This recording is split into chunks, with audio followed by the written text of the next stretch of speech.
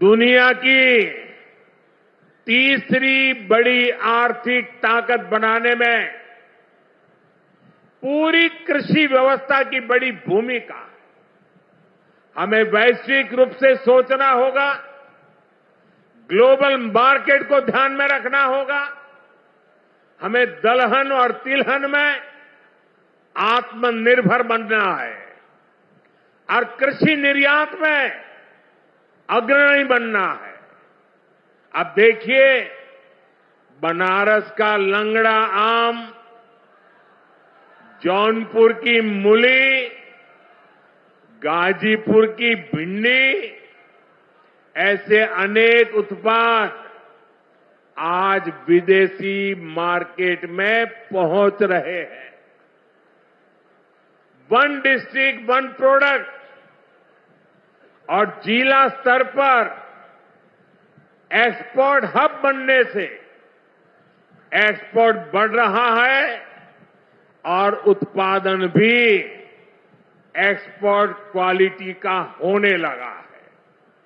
अब हमें package food के ग्लोबल मार्केट में देश को नई ऊंचाई पर ले जाना है और मेरा तो सपना है कि दुनिया की हर डाइनिंग टेबल पर भारत का कोई न कोई खाद्यान्न या फूड प्रोडक्ट होना ही चाहिए।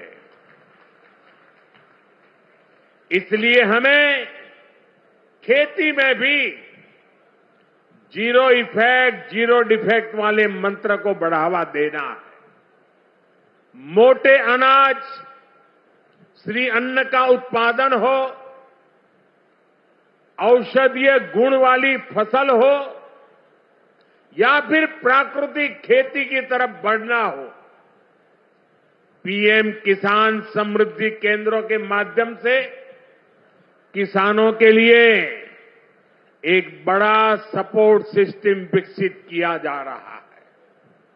भाई और बहनों, यहां इतनी बड़ी संख्या में हमारी माताएं बहनें उपस्थित हैं। माताओं बहनों के बिना खेती की कल्पना भी असंभव है। इसलिए अब खेती को नई दिशा देने में भी माताओं बहनों की भूमिका का विस्तार किया जा रहा है। नमो ड्रोन दीदी की तरह ही कृषि सखी कार्यक्रम ऐसा ही एक प्रयास है। हमने आशा कार्यकर्ता के रूप में बहनों का काम देखा है। हमने बैंक सखियों के रूप में डिजिटल इंडिया बनाने में बहनों की भूमिका देखी है। अब हम कृषि सखी के रूप में खेती को नई ताकत मिलते हुए देखेंगे। आज 30,000 से अधिक सहायता समूहों को कृषि सखी के रूप में प्रमाण पत्र दिए गए हैं। अभी 12 राज्यों में ये योजना शुरू हुई है। आने वाले समय में पूरे देश में हजारों समूहों को इससे जोड़ा जाएगा। ये अभियान 3 करोड़ लखपति दीदियां बनाने में भी मदद करेगा।